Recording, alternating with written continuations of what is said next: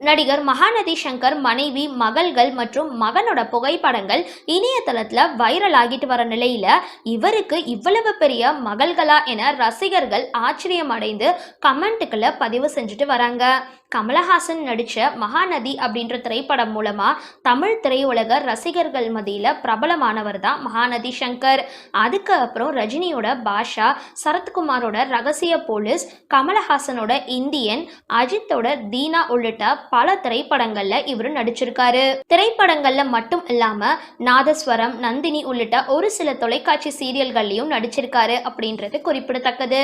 இந்த நிலையில மகாநதி சங்கருக்கு 2 மகள்கள் மற்றும் ஒரு மகள் இருக்கிற நிலையில குடும்பத்தோட கோவிலுக்கு போயிட்டு புகைப்படங்கள் இணையதளத்துல வைரல் ஆகிட்டு வருது.